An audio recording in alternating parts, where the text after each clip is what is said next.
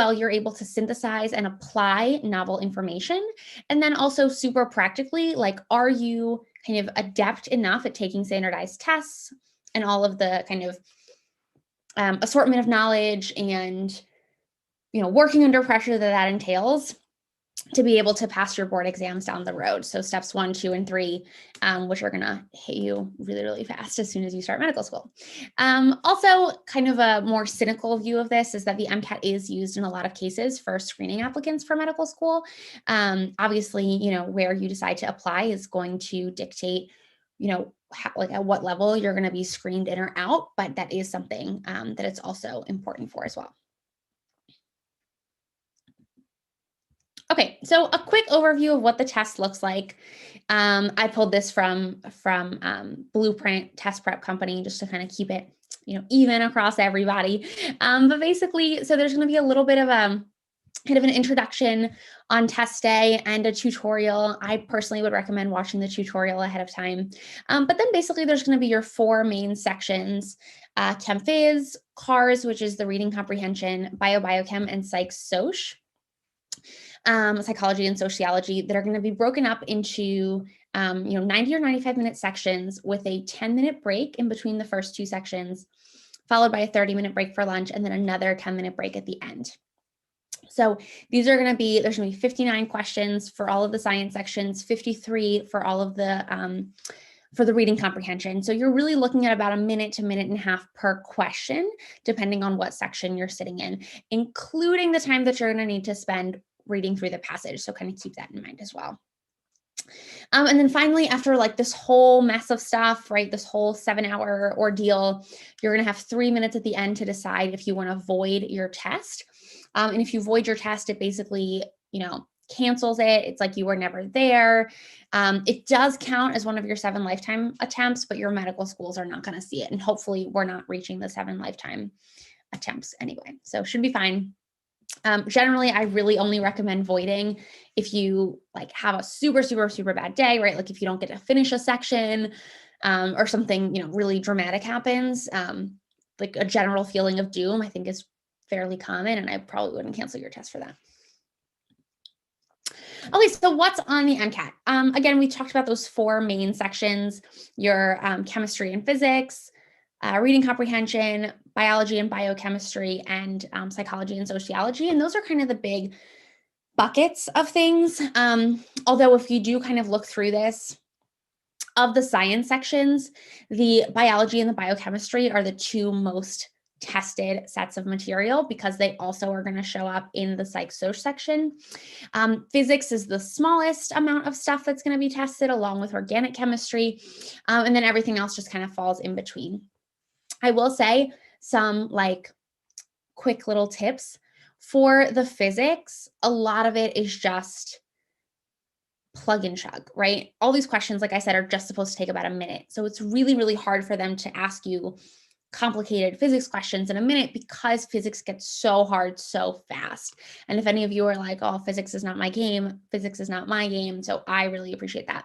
I always tell my students, like, just go ahead and, memorize those equations, feel comfortable with them and what they mean. But, you don't need to get a PhD in physics in order to do well on this exam. So hopefully that's stress relief for some people. And then the psychology and the sociology are super, super, super content and vocabulary based. So when you are studying for those, yes, obviously reading your textbooks, watching your videos, those are going to be important. But working through a flashcard deck is going to be really, really critical, especially for this section, because you want to make sure that you kind of know what the vocab is underlying a lot of these questions.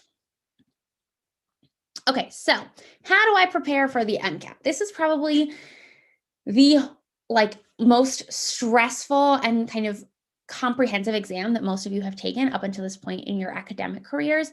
And it does feel overwhelming to have to go through basically 7, classes worth of material for this one test.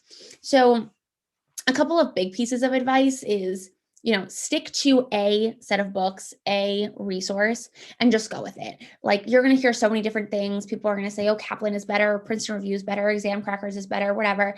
They all teach you the exact same stuff. So just pick one, whichever works for you, and then drown out the noise from everybody else telling you that theirs is better than that. Because that's, you're going to end up duplicating stuff. It's going to be really, really stressful, not worth the time. And then really broadly speaking, the way that I teach the MCAT, the way that we at Kaplan think about it, it's really split into two really distinct sets of skills. The first is your content knowledge. So really, really important that you know well your biochemistry, physics, general chemistry, organic chemistry, psychology, sociology. But unfortunately, right, necessary but not sufficient, that isn't what the test is testing you on. It's really saying, how well do you know all of this stuff? And then are you able to then apply it to these novel scenarios, novel questions, novel experiments that are going to show up in the passages on your exam? And so the next piece is kind of called this strategy piece, where it's really, really important that you know how to do that you know the material, but you also then need to kind of be able to incorporate the information from the passage, from the question stem, from your head, right, and from your own knowledge, bring it all together, come up with an answer, and do it all in under a minute. So really distinct kind of asks here that you're going to need to kind of cover on both directions. So for the content, that's kind of the easiest bit. Like I said, pick a resource, whichever one that is. Buy the textbooks if you like reading textbooks. Buy access to the videos if you like videos. Definitely get access to a question bank.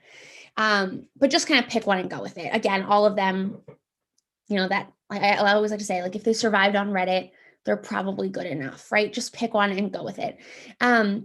And then, of course, there's, free resources via Khan Academy.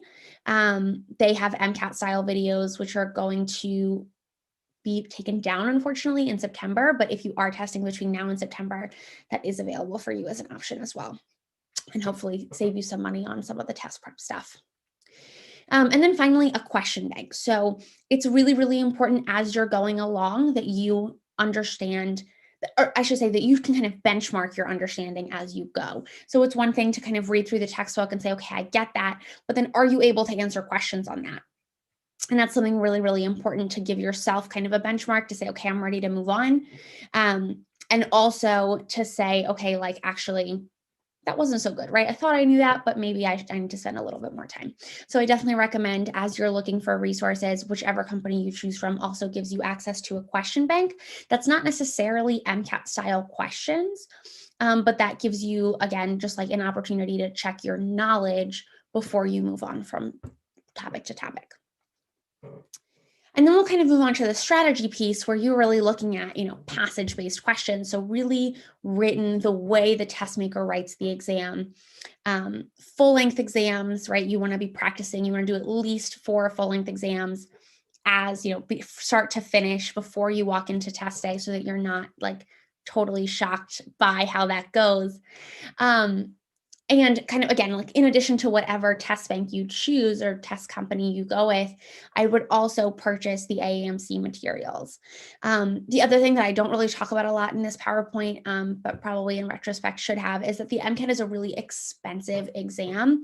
It costs, I think the going rate is $365 right now to register, and it also costs a bunch of money to prep for it. So if you don't have the money to invest in a bunch of different stuff, I would say kind of focus your attention on some of these free resources like Khan Academy, and then buy material directly from the AAMC, because they have access to, or they can grant you access to about 5,000 questions, which honestly is plenty to get you started to test.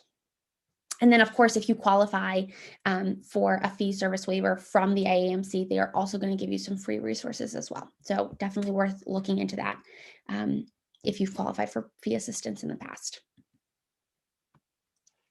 Okay, so let me stop, because that was a lot of stuff, and it's quiet so far, and I don't like talking to myself. I can, but I don't love it. So someone ask me a question. Any questions? Just unmute yourself and hop in. How long do you suggest to study for content, and how long do you suggest to study the questions? Awesome. Yeah. So I'll talk a little bit more about this as well in a bit, but basically it's going to depend on whether or not you're in school, I think is the biggest thing. Content can take as long as you feel like is necessary. I've had students to kind of like whip through the content in a month, and I've had students that take 6 or 7 months to really feel like they know what's up. I would say if your kind of GPA is on the higher end, you feel like you got a strong foundation in these subjects to begin with, then probably you can get away with like somewhere between 4 and 8 weeks of, kind of thorough content review. If not, then you might need a little bit more time. And I think the most important thing is going to be honest and reasonable with yourself about what's possible and how long things are going to take you to get through. For the strategy piece, I always recommend that people do at least 4 weeks of just practice. And I always like to set it up with pick a day of the week where you can start testing at 7 a.m. and test all the way through in a quiet space. Usually that'll be a weekend, right? A Saturday or Sunday, and really force yourself to sit down and do the full thing for a day. And then if you're, have busier weekdays, then you can just do like individual sections throughout the week to help get you up to a second full exam over the course of that week. And if you do that, 4 or 5 times between when you start and when your test day is, then that's already, 8 or 10 exams that you've gotten through. And of course, you always also want to make sure that you're reviewing those exams, right? It's not just, and there's a lot of like Reddit chatter that just says, just do a bunch of stuff. But my personal advice would be to also force yourself to kind of work through that and figure out what you're doing well and what you're not doing well as you go. Great. Next question. Someone else.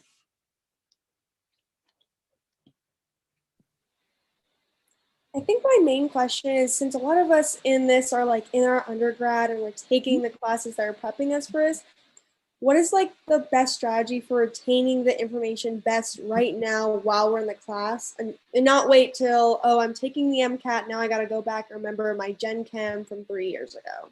For sure. Yeah, that's a great question. So I would say as you're in the class, the number one thing you can do for yourself is learn the material well the first time. I know it's so easy to just be like, oh, whatever, I don't like this professor. I don't really feel like doing this homework assignment right now. I'll just deal with it later. But I promise you, when MCAT stuff comes around, you're going to be so grateful for yourself for having taken the time to build that strong foundation to begin with.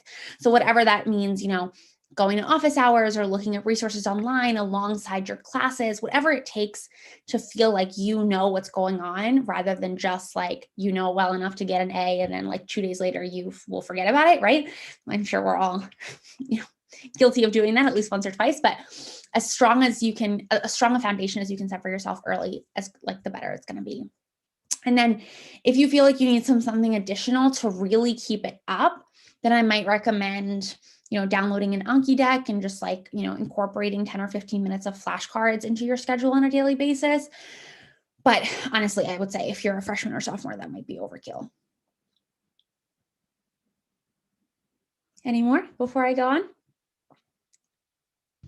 Going once?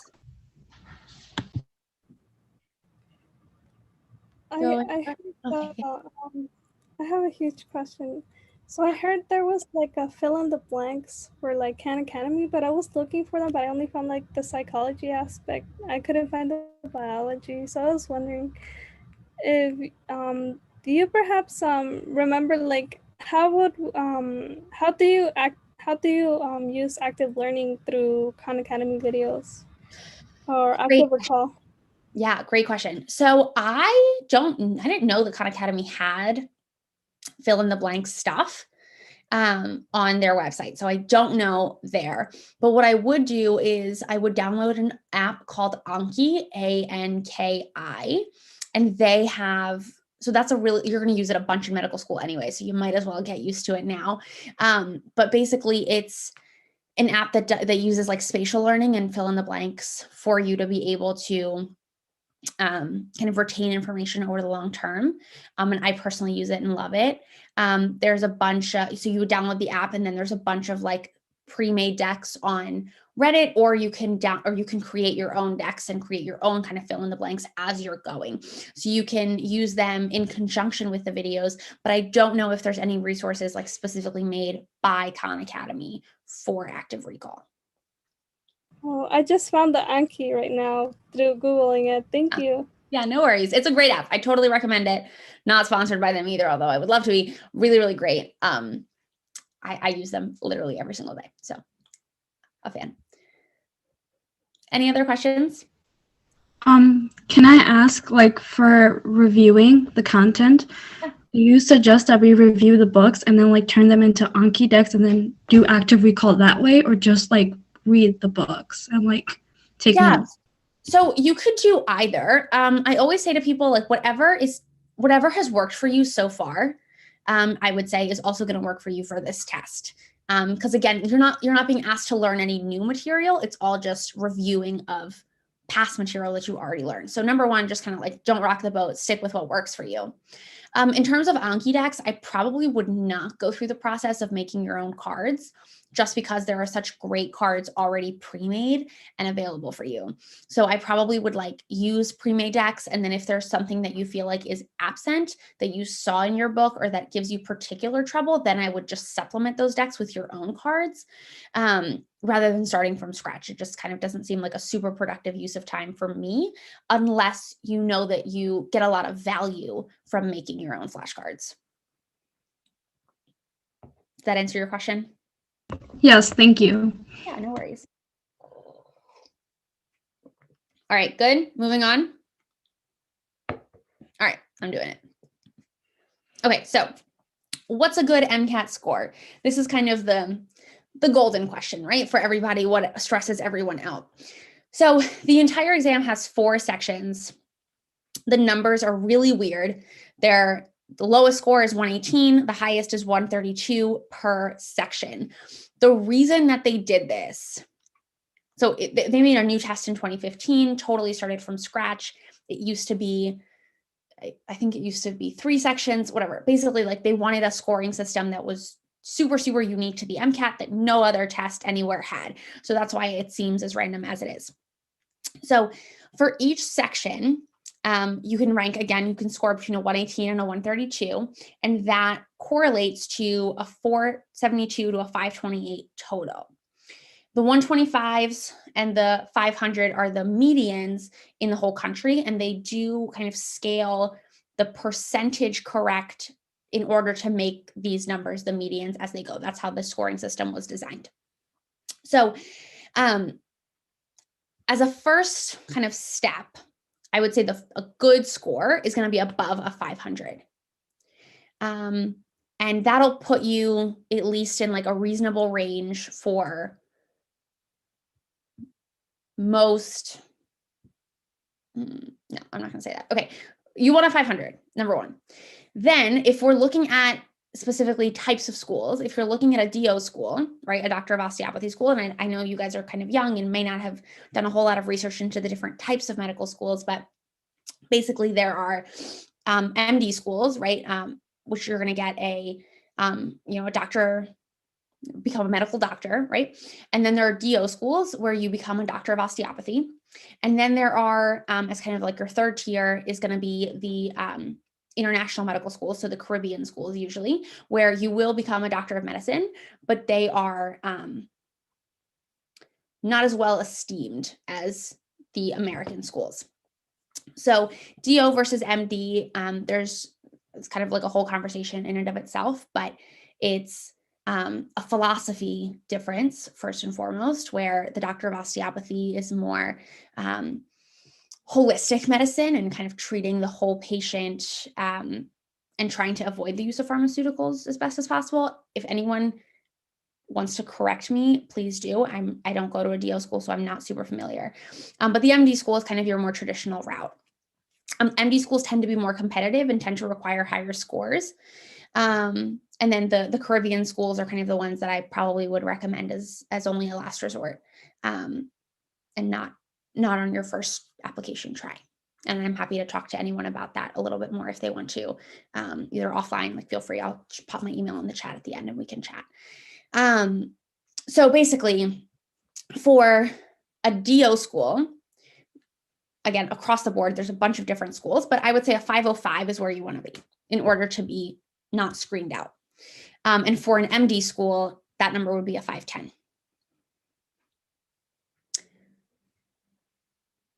Okay, so now again, any more specific questions? I know that people like this really, there's a range of good for everyone. So please feel free to ask me any questions.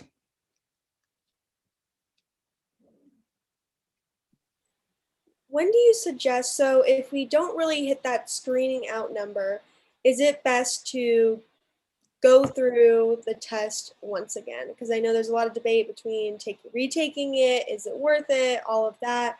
So what are your opinions on that? Yeah, great question.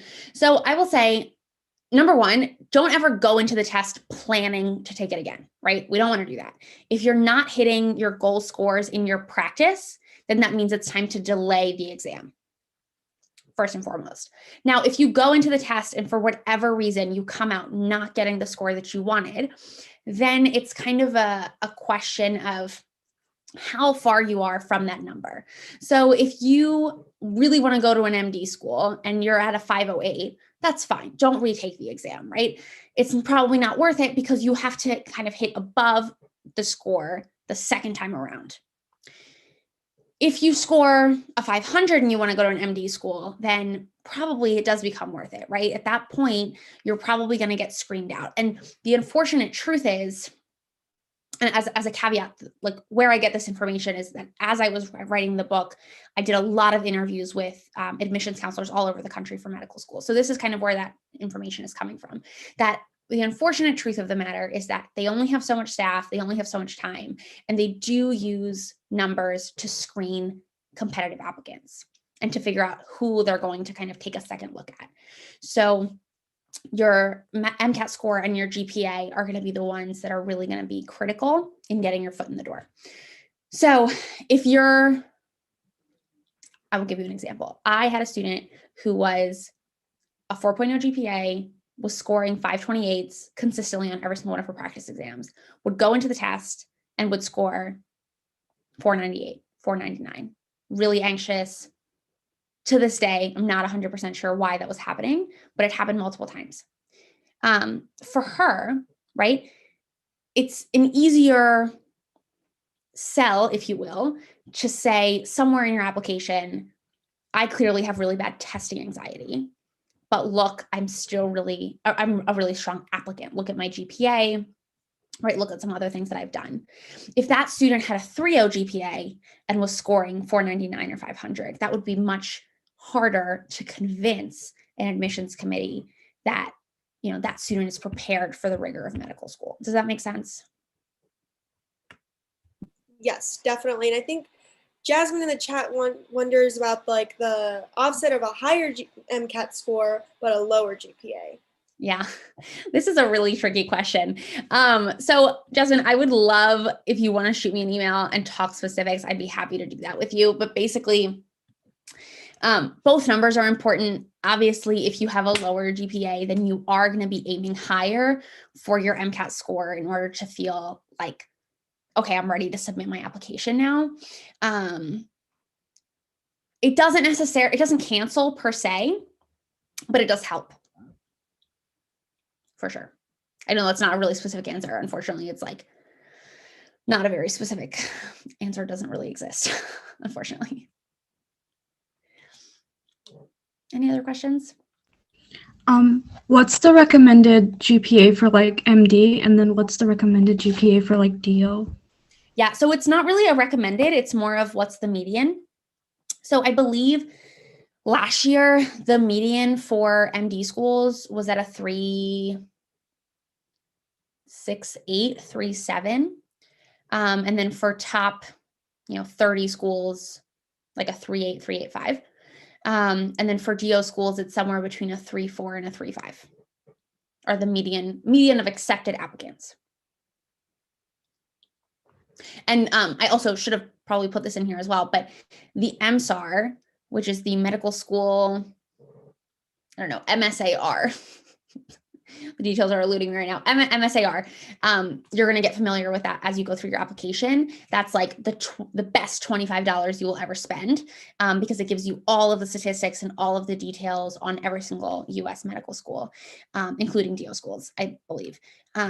So that will kind of give you more specific, and you'll be able to say like, okay, this is my MCAT, this is my GPA. where do I fall on the list of, or on the kind of range of accepted applicants for this specific school, rather than speaking in generalities. And I'll kind of pop that into the chat right now so that people have it. I'm sorry. Okay, are we good here? I can come back obviously to any slide as well. Okay. All right, so when should I take the MCAT? This is also a really, really big question. Can I get just a show of hands, or can you like give a little thumbs up or something in Zoom, the little Zoom chat? How many people here are freshmen? One. Just one. Okay, cool. You got it. Gemma or Gemma? Emma. Gemma. Beautiful. Yeah. All right, awesome. Cool. You're going to do it. You're going to be great. Already way ahead of most freshmen. What about sophomores? One. Just one? Is everybody else a junior? Two. Everybody else is a junior or senior? I'm halfway a senior because I have senior status in my transcript, but I'm a freshman because I graduated I graduated with my Associate of Arts before high school graduation, so I have 92 credits. I'm in slide between freshman and senior, so I don't know. Okay. But I'm really. When do you graduate? In spring 2022. Mm-hmm. Okay, so you're basically a junior. Yeah. Cool. All right. What about everybody else? Juniors? Or pure silence? All right, cool. Well, looks like we have a pretty good mix of people. So basically, the medical school application takes a year. The application opens on June 1st for both types of schools. You're really going to want it to be in as close to June 1st as possible, because the timing of this is really the only thing that you have any control over in this entire process. So that's my biggest piece of advice for today is apply on time. But basically it will take AMCAS about a month to verify your application, which means, checking your records, making sure that you are who you say you are, that all the grades are correct, and so on and so forth. Which is why I say that you can take the MCAT up to May 31st before that June 1st deadline. Because it'll take about a month for the AAMC to put out your MCAT score, and then that will meet your now validated AMCAS application, and together those two pieces of information will go to the schools that you've selected. Now, of course, that's late because that means that you won't get to see your MCAT score before you submit your application. So if that's going to be a really kind of big deciding factor for you, then you might want to push it forward a little bit.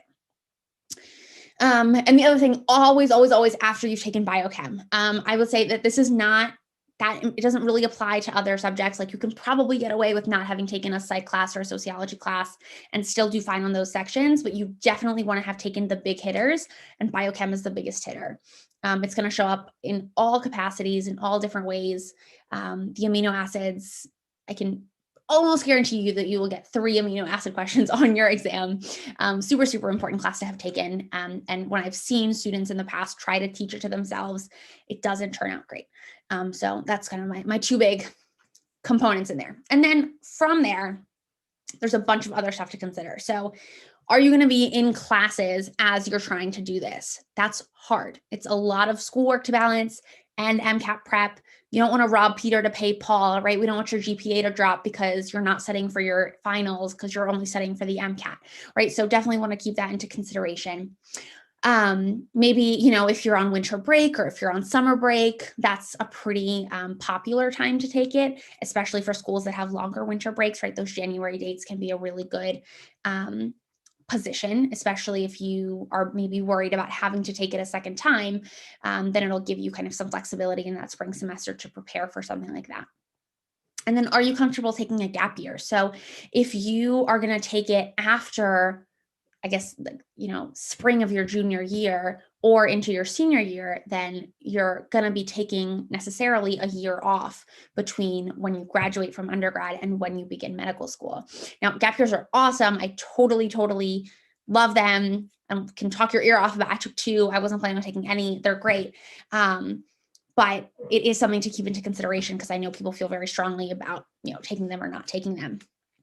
And then again, budgeting in time for a potential retake. You know yourself, better than anyone if you know that you're, again, a really anxious test taker, or you don't really know, you've never really taken a test like this before, right? You haven't done a lot of standardized testing, then it might be worth budgeting in some time just in case you need to take it a second time. And, if you really don't want to take a gap year and you're not really comfortable doing standardized testing, then maybe that May 31st kind of deadline is not going to be the best thing for you, the best date for you. All right, now this is a tricky question. Give me some specifics. Yeah, I think so. Balancing getting your extracurriculars, getting like scribe positions, that's going to be hard working because that's going to require a lot of hours. And I think studying for the MCAT kind of sounds like a full-time job. So is it putting off which one and kind of the balance between those two? Yeah. So I will say what I personally did is I took it at the end of my junior year. My exams for like my finals ended beginning of May, and I took it end of June. So I just like postponed any opportunities that summer and told everyone I can start July 1st. And just like did nothing but study for the MCAT for, 7 weeks. Which is, I think, enough time, right? If that's all you're doing. If it's not all you're doing for whatever reason, then you might want to budget in more weeks than that. Oh, I was getting worried when you said that the last day, because I mistakenly heard it, like I didn't process it the right way. I thought you said July. I mean, June was the day that it would like be the last time that the MCAT would be processed, like it would already be over with, but you meant but you said July 1st, right? That you could still turn it you still have till June the 1st. Wait, no, you still have till May. Never mind. Okay, so June 1st is the date that the application opens, right? Okay. I would recommend submitting your application to medical school on the day that it opens, because medical schools work on a rolling admissions cycle, which means that if you, and like the applications are open until November, right? But if you wait until November to apply, which you can do, you're totally within the parameters to do. Now they've already filled, 80 of their 100 seats. So you're now competing for 20 seats instead of for 100 seats, right? Just because you were late. So you can, test later in that summer and still apply, but then you're putting yourself at a disadvantage. And again, if you're like, the 4.0 student with a 528 MCAT and whatever, that might not be a really big problem, but because they don't really exist, I would say generally, like at that point, if you're pushing into, an August or a September test date, then I probably would be talking to you about postponing your application until the following summer. Mm-hmm. Does that make sense? There's a way we can do that. Like we can postpone it. Like even if we turn in everything, we could still postpone it later, or how? So if you turn in everything, so your application is not complete without your MCAT score. So if you turn in everything except the MCAT score, I wouldn't do that. That's really expensive for no reason. I would really, wait to submit the application until it's ready, because they're not going to look at it until the MCAT score comes in anyway. So it's not like, oh, I'm on time except for the MCAT score. That's not a thing. Okay. So it's recommendable to turn it in. How long would you say that it would take to fill out the application?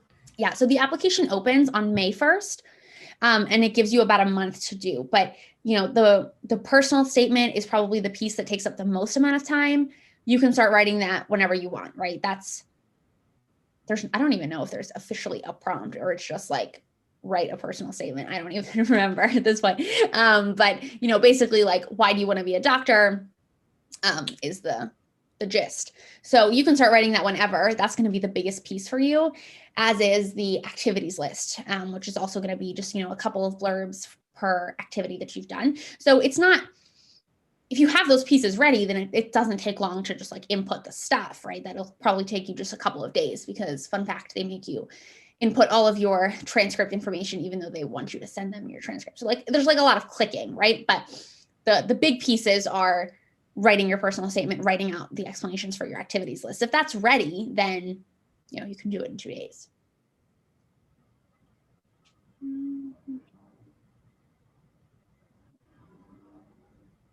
Anyone else? So you wouldn't recommend taking applying until after taking biochemistry.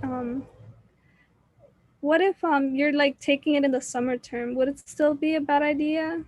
Or is it because of the MCAT? Yeah, it's because of the MCAT.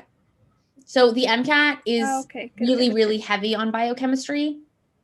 And you don't want to try to take it before you've taken the class. You're just like shooting yourself in the foot.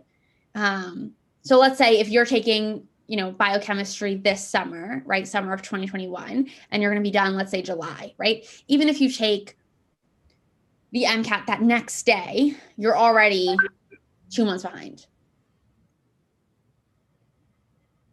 Does that make sense? Yes. Okay. Yes, because I was very confused whether I should or should not apply, but I guess now I'm 100% sure that I'm taking a gap year because I worked myself off in high school taking so many college classes, and COVID came along, and so I wasn't able to do any shadowing. Like, I've done virtual shadowing and stuff like that, but I don't have any clinical experience. But I have I'm taking Ergo Chem 2 right now, and I was very excited because I was very hopeful. But now I'm for sure sure that I'm taking a gap year, and I feel like I just confirmed what I knew. Well, and I will say, myself like last year's data, only 28% of medical students are in straight through because there's a lot of things to balance. It's a lot of stuff to get done before June 1st after your junior year of college. Like it's just a lot. And you really have to know, like, from, you know, day one, that that's your plan in order to do it. And we all know that that's not the case for most people, right? So definitely, I would say, and like, gap years are really, really enriching. They're a great opportunity for you to explore other stuff. And it's only going to make you a stronger applicant to have like some extra time on your resume. All right, ready to move on to the next slide? Going once? Going twice? Can I ask? Yeah. So, like, I personally plan on taking it in January of next year because I need like a 9-month span because I have a lot going on and I don't think I'd be able to do all the content review in like 3-4 months. So I'm planning on giving myself a lot of time for that. Now, say when I take it in January, I don't get the score that I want and I want to retake it. When is too soon to retake it, or like how much gap should I take in between before retaking it? Yeah. So for people that are worried about this going in, again, I'm going to say again, like, do not take the test if you're not scoring where you want to be scoring on your practice, right? But if something happens on that day and you come out of it feeling like, okay, wow, I really don't think that I performed as well as I would have liked to, then I would say keep studying, which sucks, but do it anyway. Keep studying and register for, there's no test in February, but register for that like earliest March date and just kind of get it done. The worst thing that you can do is to totally stop, get a score that you don't like, take a month or two to sulk, and then have to start the process over again. It's both really demoralizing and very time consuming to have to do it all from scratch. Versus, you know, if you just kind of carry it on, then you're saying, okay, you know, I didn't do as well the first time. Here are some things that I learned from that first attempt that I like can maybe fix for my second. And hopefully it's a seamless process where you're not having to like forget material and then relearn material. I have a second question adding on to that. So like, say I did exactly that and I applied for the earliest test date in March, but then I did get a score that I was satisfied with. Would I be able to like cancel that date? Sure. I don't know how much money you would get back, but you would totally be able to cancel it. Okay, thank you. Yeah, no worries. Good? Mm-hmm. Oh, great. That was it. Questions? Oh, great. Great. General questions now. So for the schools that I'm applying to, they're kind of requiring 2 semesters of biochem. Do you recommend I go through both semesters before I take the MCAT, or do you think the first semester of all these subjects is plenty for the MCAT? Yeah. The first semester is enough. I've never heard of 2 semesters of biochem. I only took 1. So that's plenty. It's enough. Perfect. Thank you. What about pre-calculus? Like, I'm taking methods of calculus right now, and do we really need to do calculus 1, 2, and 3, or is that just depending on the school? I don't think any medical schools require a calculus class. If they do require a math class, a stats class is going to be plenty and also more useful for medical school. But there's no, I mean, there's like, arithmetic on the MCAT, but there's no complicated math on the MCAT. Oh, good. Yeah, I've taken statistics before. I was just yeah, that's going to be plenty. I wouldn't take any calc classes unless you want to. Thank you. Let me hear from some of the quieter people. Anybody? Any questions at all? No? All right, well, if there's no questions, feel free to drop off. I'll be here until 7, so feel free to stick around if you do want to ask something that you're not comfortable with. And if you do want to ask something that you're not comfortable with, feel free to text me in the chat. Post back. Okay, great. High school senior. Oh my gosh, Isabella, you are so ahead of the game. So I know a lot of people, especially you being a tutor yourself for the MCAT, so obviously people are investing money into you, helping, but when is that too much investment into the MCAT where I'm pushing too much and I'm not really I'm pushing for all these other resources instead of actually studying, and how much is a good amount to actually invest in it? Yeah, so in terms of purchasing materials, what I would purchase is the AMC question pack and full-length exams. So I don't even know what the numbers are, but I would definitely do those. If you're going to only purchase one thing, that would be it. And then I would pick a test prep company. Usually they will have bundles where they will sell the books and the videos and some practice questions that they've written. And so I would purchase a bundle there as well, just so that you're learning from, and I will say the AMC, in all their wisdom, is not great at giving explanations for their wrong answers. So as you're learning how to take the test, the AMC material is actually not the greatest because it doesn't give you a reason why you're wrong. And if you're self-studying, investing some money in a test prep company that has really thorough explanations is going to be a really good use of money, because it will help guide you to not only what you're doing well, but what you're not doing well and why that's happening.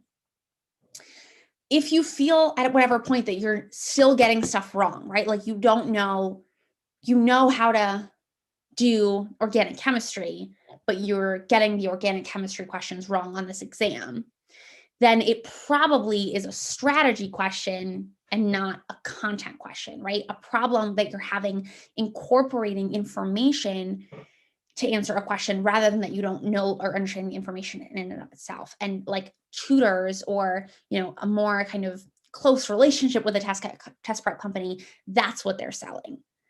And that's what you would purchase. And if it really is a problem for you, and again, this, right? You've been taking standardized tests for a long time. You took the SATs or the ACTs, like kind of where you stand with those exams. If you know that it's not your strong suit, then I probably would invest some money in it, in any company, in any tutor, just so that you have someone to guide you through. Again, this is it sucks. The medical qualification process is very, very expensive. And if you're going to pour all that other money into it, like this is not the time to be cheap. Does that make sense? Yeah. That helps a lot. Thank you. Yeah, no worries. So for like the review books, like a lot of people on Reddit, like they suggest like buying like the used versions, so like it's a lot cheaper. But then how like the Kaplan books, like if it's not for the year like 2021 to 2022, like say it's anytime before 2015, does it really matter? No. After 2015, so like we do so I can speak specifically for Kaplan, we do pretty extensive revamps, but I would say the revamps are just trying to make the material clearer and presenting it better. It's not that the material has changed after 2015. anything before 2015 is useless. Okay, and then thank you. And then I had another question. Like, I personally don't plan on taking Orgo before the MCAT. So is that something I can, like, do you recommend I take it before?